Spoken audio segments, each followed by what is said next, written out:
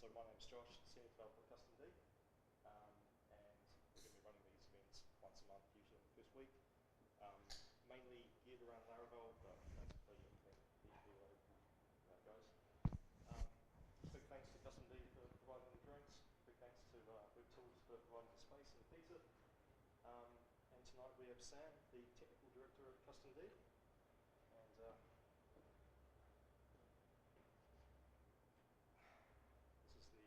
And this is the customary embarrassment pictures. So Sam's from a farm in Waimate. We found these pictures of him illustrating his hair because we thought, perhaps he might be an escaped sheep from the farm. It looks like it's gotten shorter over the years. So he's going to be talking about how to add encryption to your Laravel projects. Take it away, Sam. Cool. All right, get rid of this. Thanks, Josh.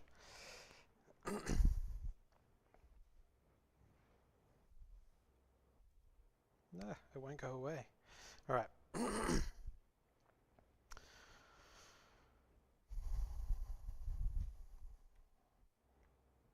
Just give me a sec.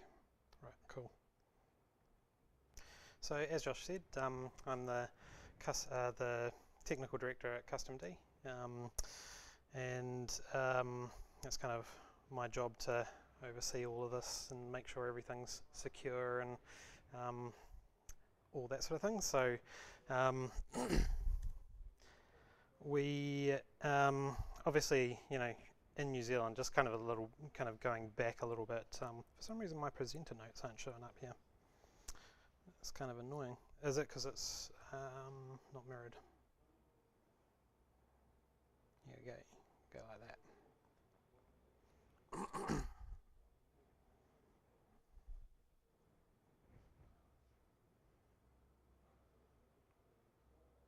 So give me a sec. Okay, should be able to go like this. Right, there we go, that's better.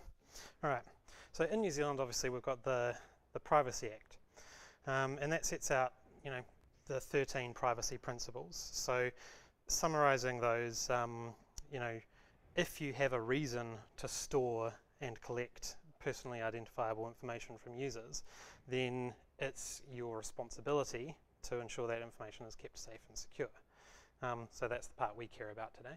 It says a few other things as well, but so the most comprehensive protection for your data is obviously encryption. So you can do all sorts of other access controls and so on, but the best thing you can do is to encrypt your data. So in Laravel,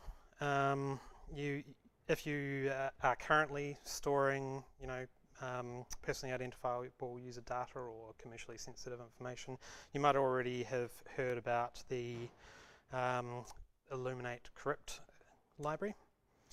So that's documented on the Laravel website, and it basically looks like this. So you simply encrypt your string, and then you can decrypt it. Boom, job done. We've got encryption. We can go home, grab a beer, chill, whatever your vice is. But is that really secure? Not all encryption is made equal. Well, are we winning? We don't know. As with anything, it really depends, right? So for starters, Laravel's Crypt library uses your app key as its encryption key behind the scenes. If you can guarantee that that app key will never be seen by anyone else but you, then yes, you're done, you can go home. But when it comes to security, it's best practice to follow the "you will be hacked" mantra. And so basically, if you have valuable information, you will be hacked at some point, whether you know about it or not. If you're uncomfortable with that fact, then you'll need to figure out a way to mitigate that. So there's too many individual parts at play to prevent a data breach altogether, right? You might be compromised by a composer package or an out-of-date server software or even a fully patched operating system that has a zero-day vulnerability. It's unavoidable. There's not really that much you can do about it. the best you can do is to keep your stuff up to date. But even then, as we've seen in recent days, there's some composer packages have been compromised, and you just have to keep on top of that. But let's say someone gets access to your server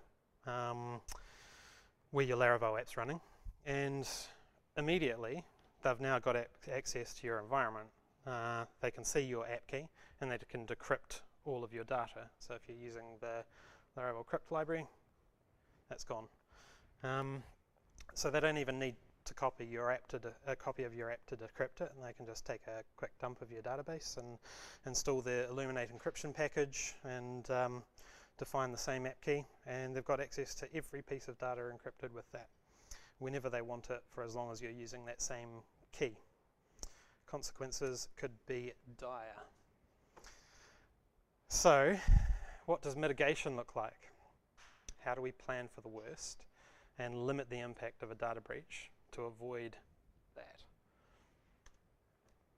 Well, turns out there's a couple of very different types of encryption. We've got symmetric encryption, and we've got asymmetric encryption. So symmetric encryption is what the Laravel Crypt library uses. This uses the same key to encrypt and to decrypt the message that you're securing. Nice thing is it's fast and secure, provided your keys can stay secure, and you've got unlimited message sizes. With asymmetric encryption, it's quite different. So it uses a key pair, a public key and a corresponding private key. So put simply, with asymmetric encryption, you can use a public key to encrypt the message and decrypt with the private key. George wants to send Nancy a secure message. So George sends the system his request saying, give this to Nancy. System takes Nancy's public key.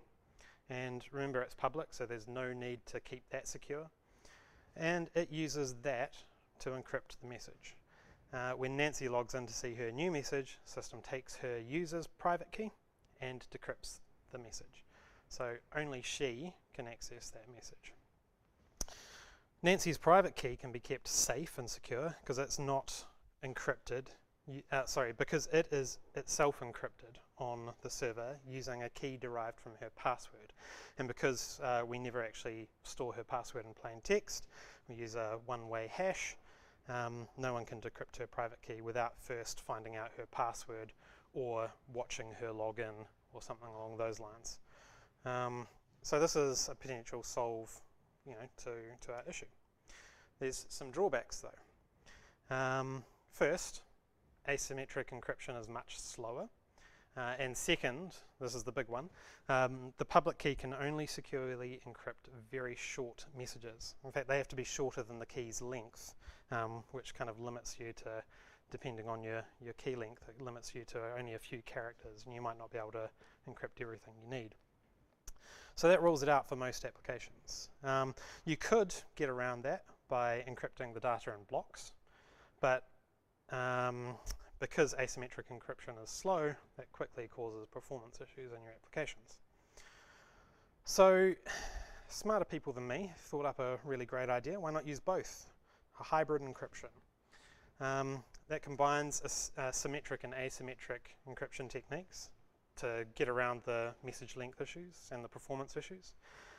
So basically, we generate a random symmetric key, and we use that to encrypt our record, take a copy of that key, then encrypt the copy of the key using the public key of all the users or user groups that need access to that record.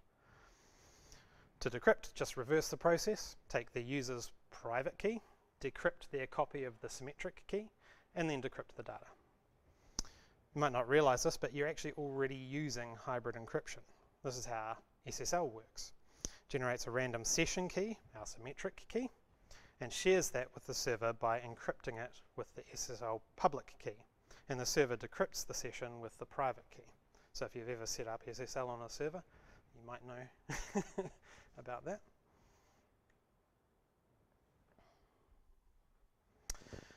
So with all that done, even if an attacker completely owns your server and can watch every request coming into your system, they can only decrypt data for the specific users who have made requests while the attacker was present in the system, and only while that specific session token is active. So the idea being that when we're storing their private key in the system, we rotate it based on the user's session token. So you need the session token that gets sent with every request, like a bearer token or whatever, to be able to decrypt the private key for that request. Mitigation successful. Now we're winning. Implementation. So as you've probably guessed, maintaining all that logic and managing the key store can get pretty tricky pretty quickly. As we've seen, encrypted data is only as safe as the keys we use to decrypt it. So to this end, we've built a package which automates most of the process for you.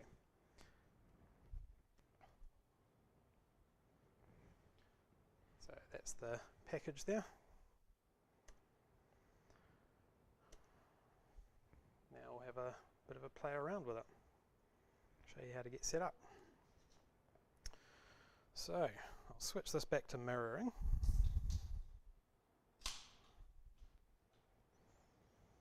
And we'll jump over here. So I've set up a completely fresh Laravel 8 installation. Couple of things to note if you were watching or here at the last session, you would have seen Craig using this command, fin. That's just because we use Doxel, which is like an environment containerization thing. So fin just gives us a command into the container. So basically all of my examples, you can switch out fin for PHP. So you'll see me typing fin artisan, PHP artisan, you can figure that out. Right. So first thing we're going to do is we're going to install the library. So composer require. But I've already done this, so I will switch over here.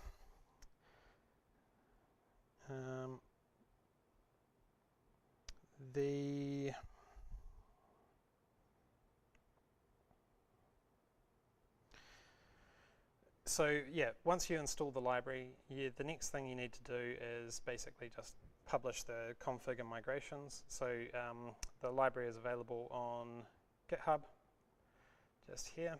You can also see it through Packagist, and it's got reasonably good documentation. We spent quite a bit of time documenting it, and we're using it on several projects in production already, so it's well tested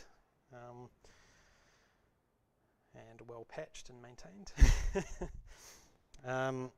So I'll just make sure everything's up to date there. Very good. So yes, once we've installed it, we just publish the config file and the migrations. So there's a couple of things that we get. We get this config file here, which lets you change the encryption engine. Comes with a standard one out of the box. Most of the time, this will suit your needs perfectly. But if you ever have a need to switch it out, we've tried to build the whole package so that you can do what you need and switch all the components out if you need to, if you've got a good reason to. The tables config allows you to use a different engine per table. So if you've got a completely different need for a different type of encryption for one table versus another, that's catered for as well. Then we've got config for your public key and private key. We define the storage path certs public key as a default location. And then this is for the global encryption key provider that we provide out of the box, but I'll come to that a bit more detail later. And then we've got the different models, so you can override the base models that we use in the package for your key storage and key management. And again, that's completely optional. You can roll with the ones that we provide, or you can customize them as needed for your purposes.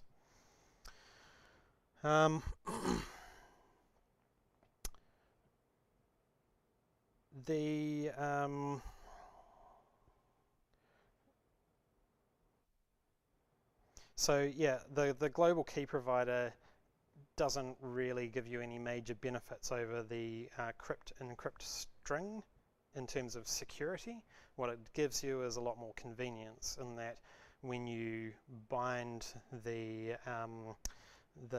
model encrypt to a model, it will automatically encrypt and decrypt fields for you on the model as you're saving it without you having to do a thing. So it just saves you that extra work. So if you're happy with the risk of using a key on the server, then that's all you need to do. You don't need to do any of this other stuff, which I'll show you later. So first thing we want to do is migrate. I'm going to say fresh.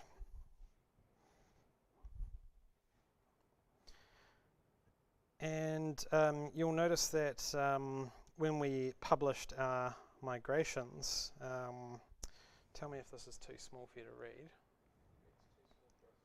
Cool. I'll just open this in here. Yeah, cool. So the first migration that the package publishes is this one. This is to create your RSA keys. It adds a ID relationship to your users table. Now this is optional. It's not used out of the box with the key providers that we provide out of the box, but it will come in useful if you're doing public-private key encryption like I talked about before.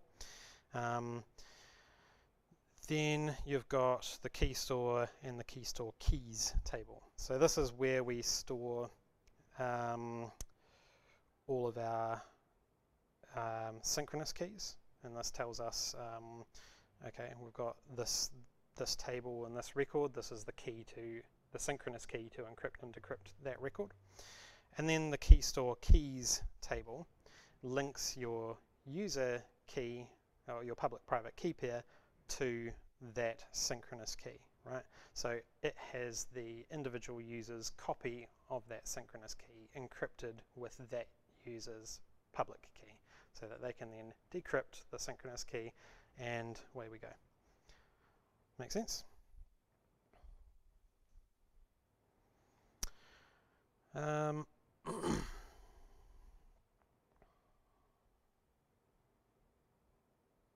So next step we'll run fin artisan async key. This should actually be called asymmetric key. That's all right. We're going to fix that up in the next version. Cool. So I've already done that. You can overwrite them if you want to, which I will not do.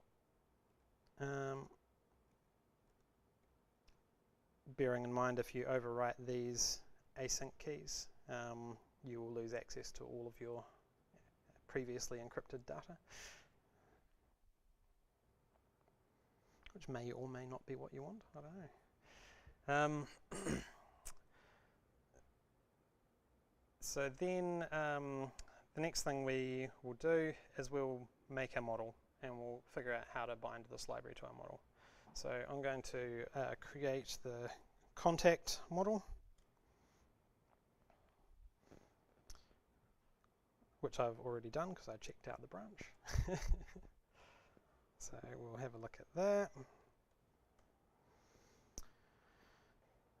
Basically, what I've done here is added in this, which is a trait that the package provides you, and it has all of the logic for how to encrypt and decrypt your records and all of the events so that your record will get encrypted when you save that model.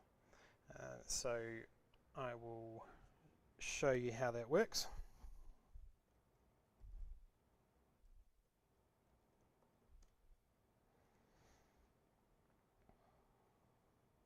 Oh, sorry, before I jump into that, we'll go back and have a look at the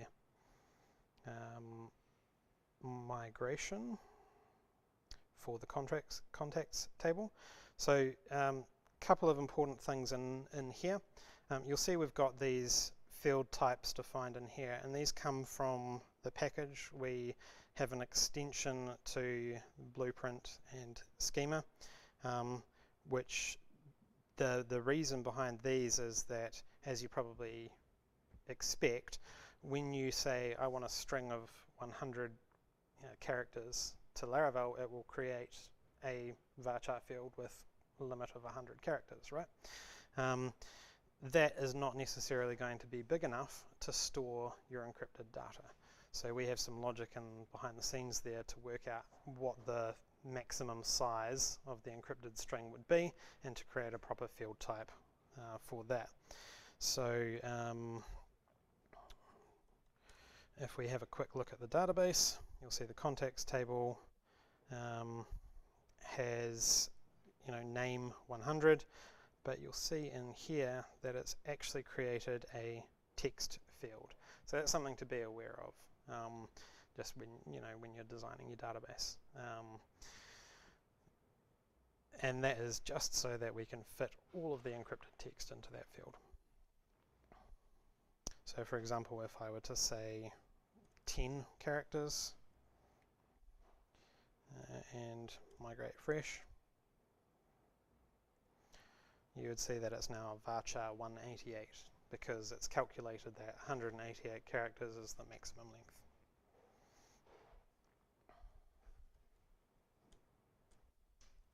That's where you get a result of pretty much every field in the database being text. More or less, yep. The other thing you might notice is this is a date field, whereas it actually gets created as a varchar, again because you can't store an encrypted date and expect to be able to search on it as a date anyway. Are you going to explain how you sort by date? Yep. I'm not going to explain it in detail. All that documentation is in the package. Suffice to say, it can be done. And I'll talk briefly a bit about how it works as well. Cool.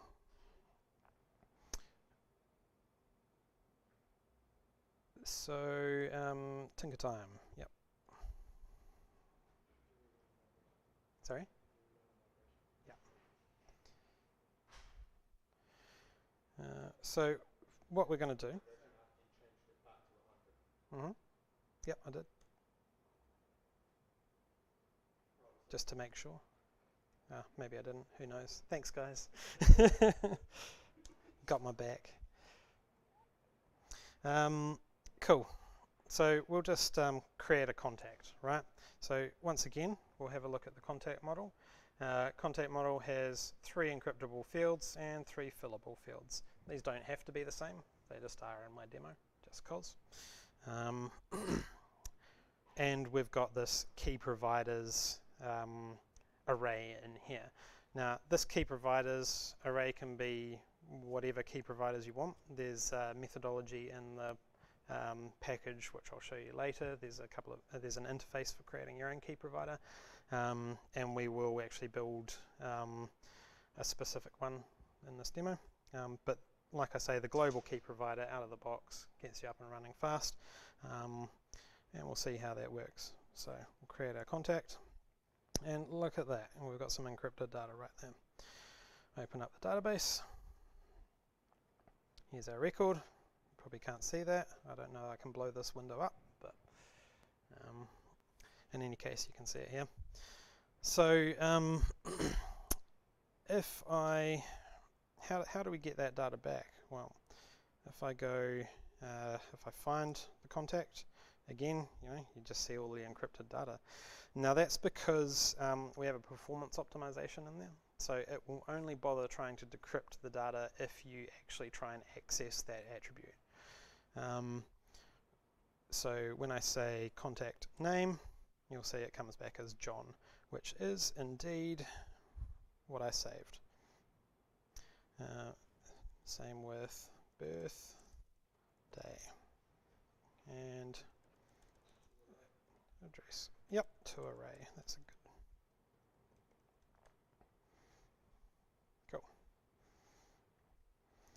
Cool. So you can basically use your model as you normally would in Laravel, completely transparently without really thinking too hard about it. Couple of limitations. Because we use model events to trigger the encryption, you can't use any kind of mass assignment methods, so we actually block them off for these models. So we prevent them and throw an exception to say, hey, this is an encrypted model, find another way of doing it. Of course, you can still do a manual query or like a DB command to manually write those and deal with the encryption however you need to for that particular use case. But otherwise, sticking to those kind of single operations, single model operations.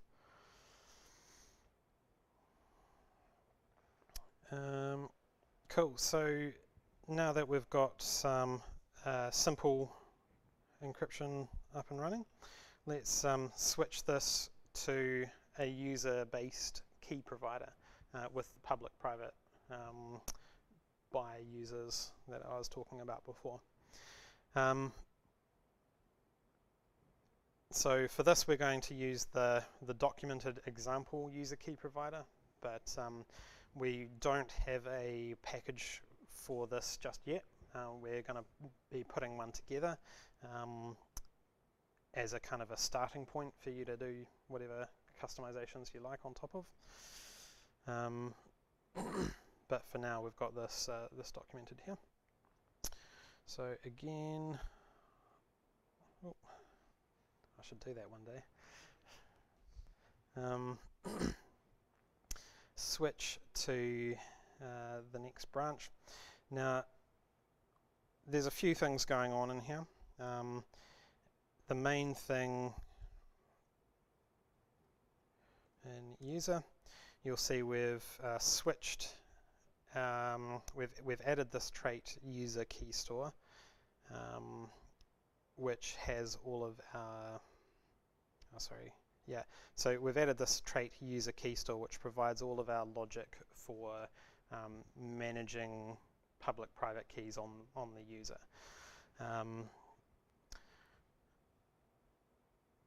So this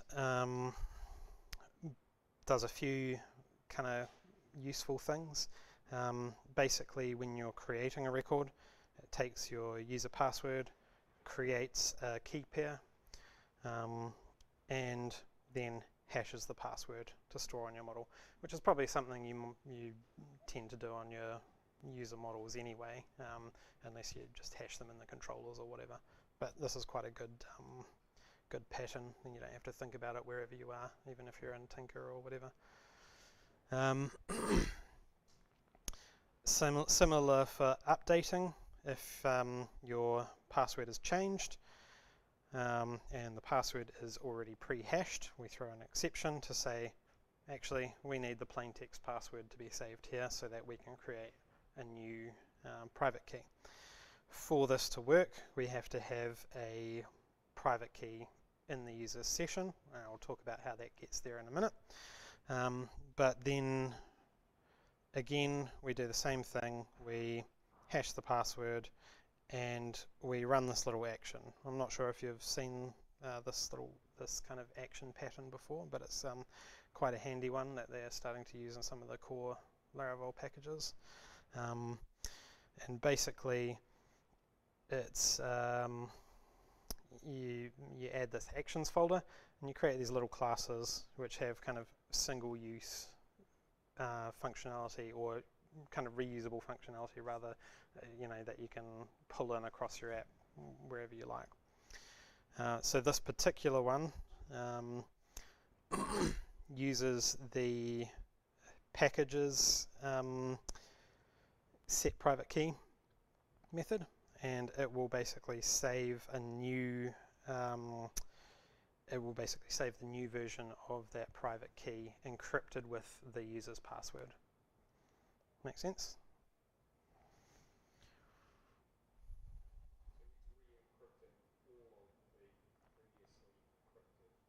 Nope.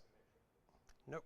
Just the user's private key, because we've got the user's private key already in session, and I can talk a little bit about how you handle password resets or forgotten passwords.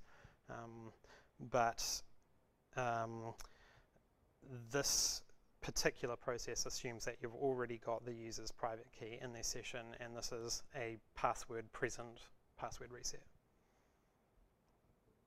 Right, so they've logged into the admin area, they've gone to, change my password, entered their old password and put in their new password.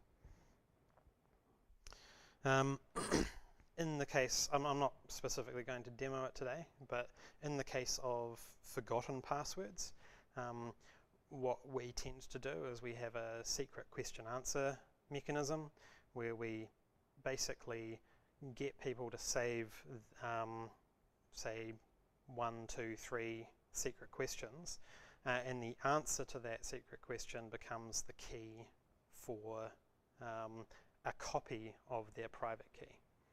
So that why we do that is if we can restore their private key as is, we don't have to bother re-encrypting everything. So even if they've forgotten their password, they provide an answer to the secret question, and away we go. Disaster scenarios, you basically have to have a master key, so one user or a system user has a copy of all of the synchronous keys that they can then restore. That's not required, but one of the ideas behind the global key store was it would actually keep the global key store running, but the private key would not be stored on the system.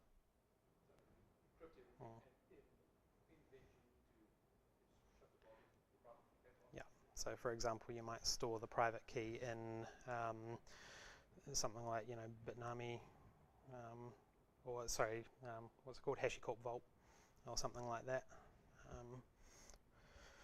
And then when you, like Craig says, when you need to restore it, you just pull it in then. But that's kind of a manual recovery process.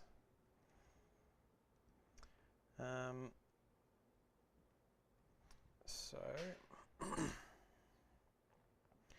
the meat of the package is this key providers. So we'll just find that.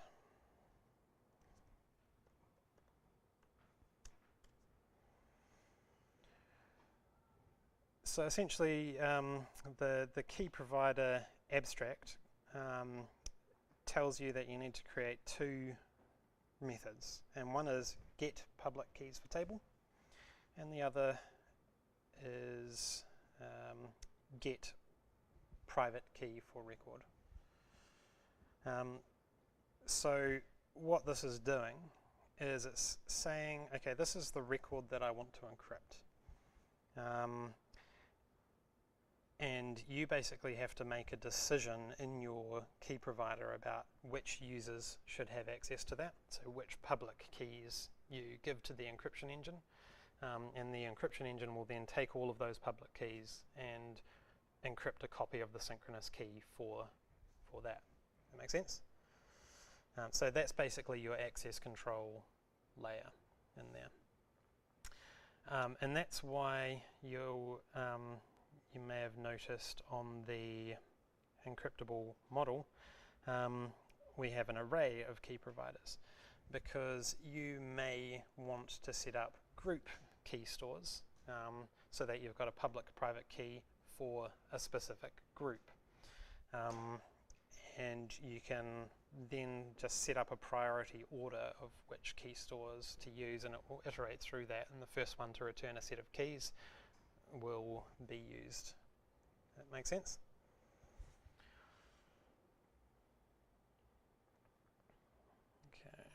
Okay. User key provider. So this simple implementation, we basically just have this little helper method, get record user IDs. If we've got a special method on that particular model, then get user key provider IDs, and that means we can reuse this key provider across all of our models, and that will tell us which user keys to use for the given model. We also try and see if the record has a user relationship, in which case we use that ID, or we use the authed user. Cool. So by default, you'll probably end up with this one, that only the auth or logged in user will have access to the record. So to that end, I will migrate fresh, and then I'll go ahead and create my contact again, and you'll see the same thing. We've got encrypted records. If we grab name, oh, what have I done? I haven't fetched the record. Here we go. Fetch the record. Name is John. So if I exit this, I missed a step. I wasn't authed as anyone. So I can decrypt this record because it's the encryption key for it is stored on the model itself.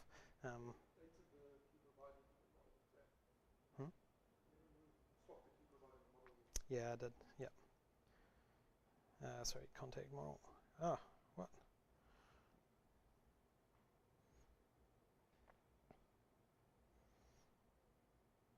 Whatever your authentication package is, the key thing in this case is that when I log in, so I just do a simple auth attempt, I grab the authed user, generate a random session token,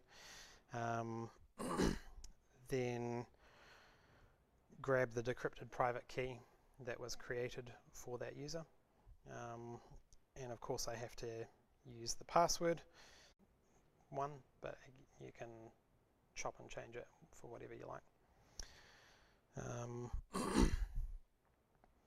So at the moment, if we just have a look at that, I'm just using the standard cache driver to temporarily store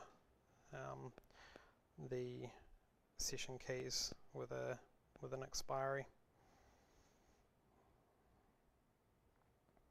just for example purposes. So now we'll go and create our contact. User key provider not found because I haven't imported it. That will help.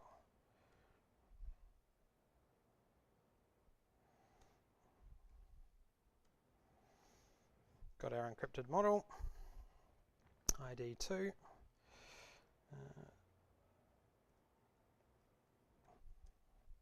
And we've loaded it in fresh from the database.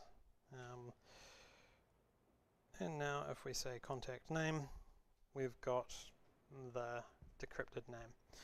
If I exit this Tinker session, load in again, don't authenticate, try and find that record, I can load the record fine, but I can't decrypt it. And you'll see it's just returned the ciphertext. In this case, we have an option for it to throw an exception instead. That's up to you. And that will become default in the next major version.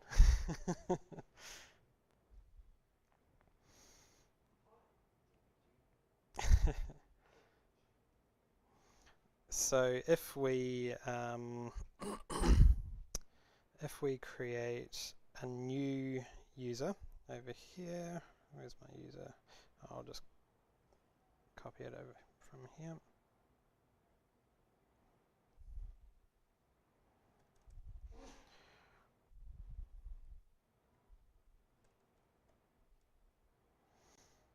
And then we authenticate as Jane. And again, we try and get that user.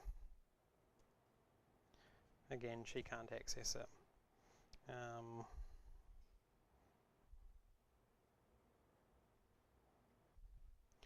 Log in as John again. Grab the record, decrypt it, we're good.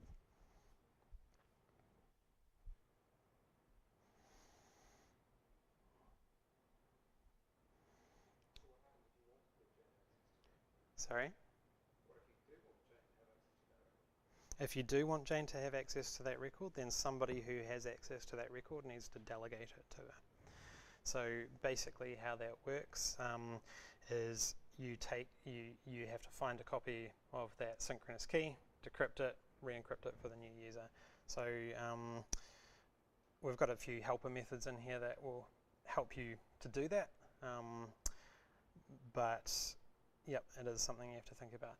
I can imagine a situation where you have helpless, so they need to be able to access the addresses of 50,000 users. Yep, absolutely. You get a new helpless staff member, Yeah. they now need access to all 50,000 Yep. customers.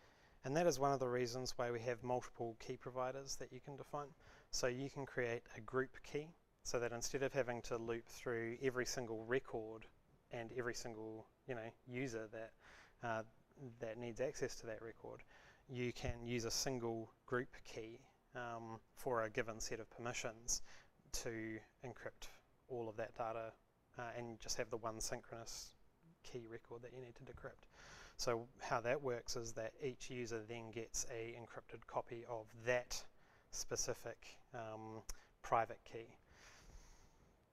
So when you're adding a new user, it's a really quick operation. All you have to do is, again, have a user with authentication to add that user, who can give them a copy of that private key, that group's private key.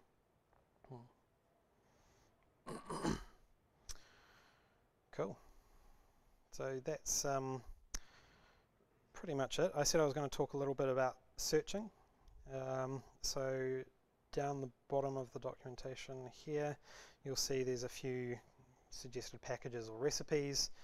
So obviously we've got the user key store that I've shown you today. We've got hashed search. So I'll just open that up and we can briefly go through this. This is another package that we've put together to deal with this particular use case. But again, there's a number of approaches to this, and we've taken several in our in our time of implementing this in production systems.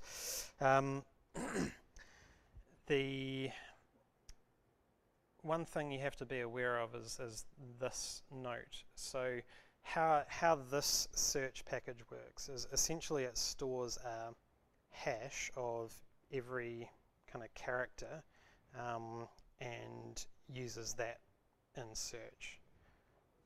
Oh, this one's different? Oh, full text only. Yeah. So, yeah, sorry, every word in there. Yeah. And you can, so you can search on the field based on that hash.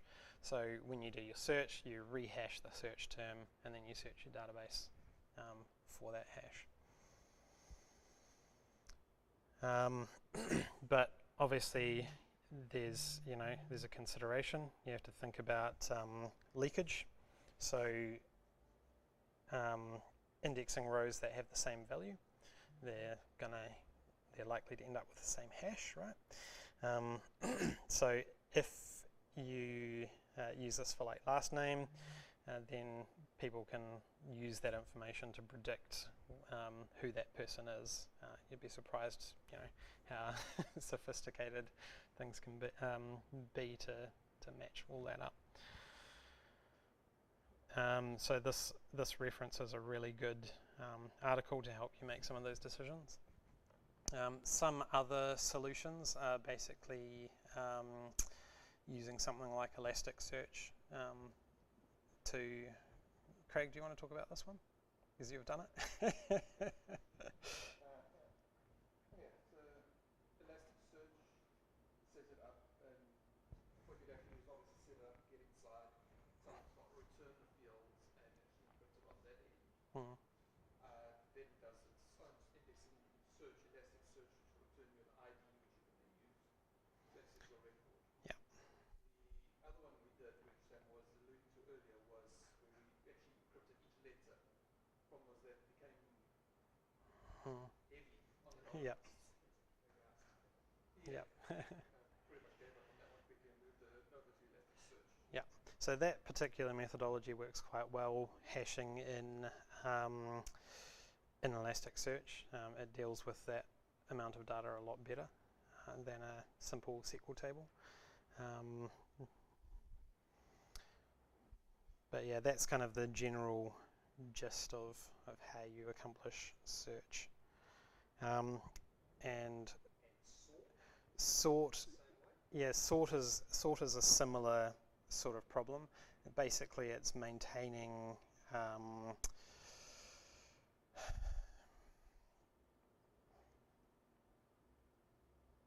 just trying to think of how we've implemented it. Haven't done sort. We haven't migrated it from the old one. Right, yeah. So essentially it's, I'll have to look it up and get back to you. Sorry. It just seems like quite a challenging problem to solve. Yeah, yeah. But more so than search. I know hashing stuff and Elasticsearch works fine. Yeah. Search, but then how do you sort that? That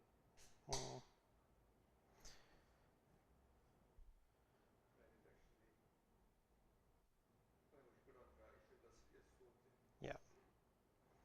Yeah, I did do something on the very first iteration around sorting, but I just...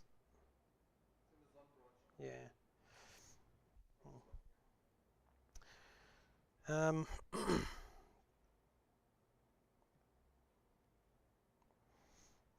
And this is an example package which puts together the user account recovery, which I was talking about before with secret question and answer. So just kind of helping you manage that. Again, it's slightly tricky, but the general gist is that you have some kind of secret that's not stored on the server that the user can provide at the time that you want to do the operation.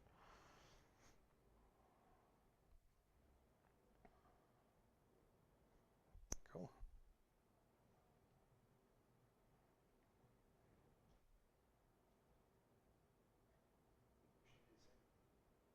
When you first embarked on this encryption journey, what made you decide to go down this road? Did you do like a bit of research and find good enough knowing that you tackled this particular problem? Yeah, that's right. There were no... I mean, there's lots of low-level libraries that do the encryption part really well, and we're using the native PHP, OpenSSL seal and all that sort of stuff underneath it. We're not doing any of that encryption ourselves because that's just stupid. All we're doing is kind of handling the logic of the model events, getting the data encrypted, working out which keys or passing keys to the encryption library to kind of orchestrate all of that access control stuff. And there was nothing really very good that did things in a really secure way. A lot of those kind of libraries are more geared towards the convenience, which is great, but with convenience usually comes security issues.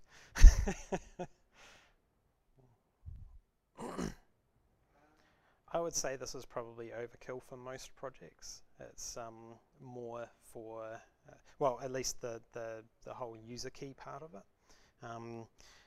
that is more for your kind of bigger projects where you're storing a lot of personal information about a lot of people, or a lot of commercially sensitive information.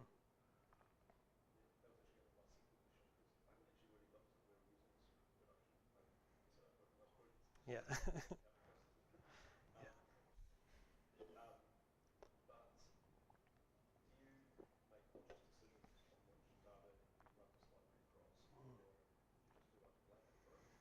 No, make a conscious decision. I mean, there is a performance impact, and there is a convenience impact. Some of the things, like I said, you can't do your mass update operations and that sort of thing, and that's a bit of a pain. Dealing with things in queue jobs is a bit of a pain.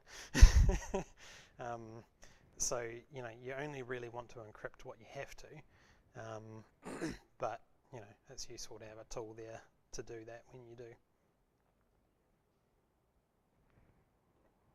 One question I've been asking, probably wondering, existing projects can be used. Mm-hmm. The artifact command section on the screen. Yep. You set up your models and everything, run the command, and it will loop through. And as long as you set your key source correctly, that'll encrypt the entire all records in that model for you via key workers.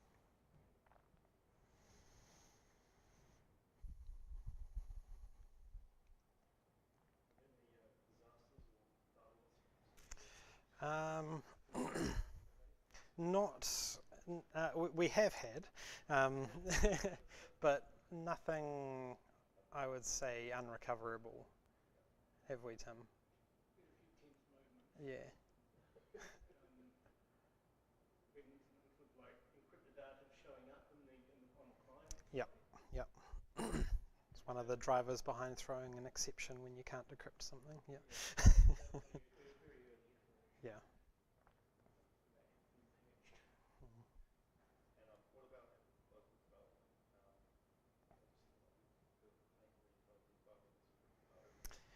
Yep. Yep. It can, yeah, if you're using live production data, then in local development, which you shouldn't be. You should be using seeders and fakers and all that. But if you are, it can cause some challenges there. Obviously, you've got to think about keys. Who can access this data? Can you access this data? Should you? If you've got things all set up nicely with seeders and factories and that sort of thing, then it's not too bad. And if you have if you're using the global key provider, for example, in development, or you have a developer key provider which gives your user access to everything, then yeah, it's not too bad at all. In terms of like privacy in general, I guess not specific to this library, I did code to there's that EU law, and they have a rule where it's like if a user wants to delete data, you've got to delete all records of their data. Yep. Because we ran backups. So we had backups for like 3 months or whatever, so you have to try and go through the backups and work the pain out. Yep. With something like this, or this kind of thinking, is it going to be enough just to be like revoke all the keys and like data's encrypted, we'll never see it again, or? I don't know, you'd have to ask a lawyer. Okay. I was thinking like you might have thought about this a lot and those type of things. Yeah, it is a good point, yeah. I think because the legislation specifically says you have to delete or remove the data, then it wouldn't be enough. That would be my reading of it. And that would be probably what I would recommend to a client. But yeah.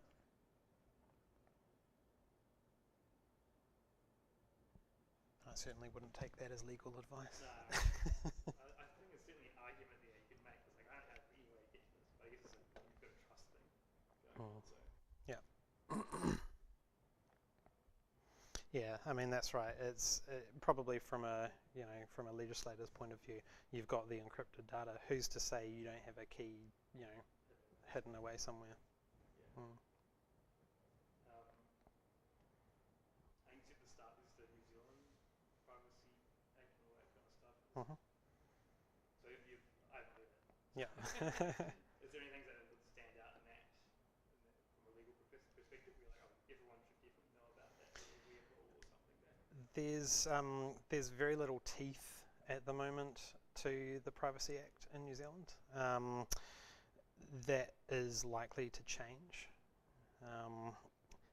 They have introduced some kind of criminal penalties, but that's more around data breach notification and that sort of thing.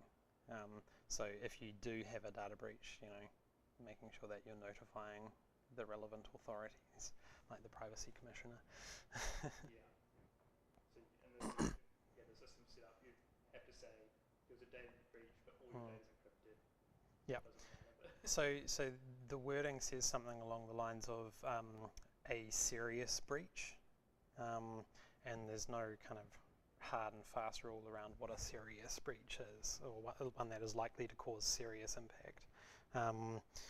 But generally speaking, it's like, if you've got a large number of users compromised, or a large number of kind of, driver's license numbers or that sort of thing,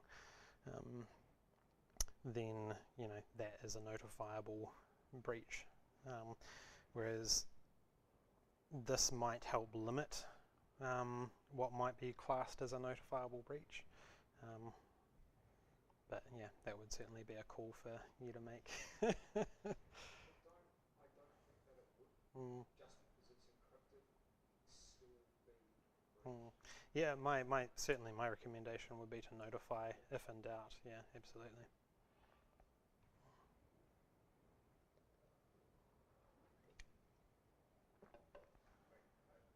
It certainly wouldn't come to GDPR. Yeah, absolutely.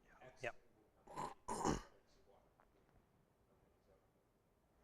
So the criminal penalties in New Zealand are around if you delete data that you've been requested to give out, or something like that.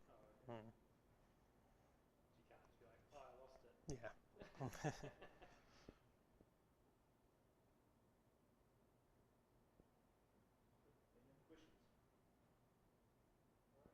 All right, thank you, Sam. Cool.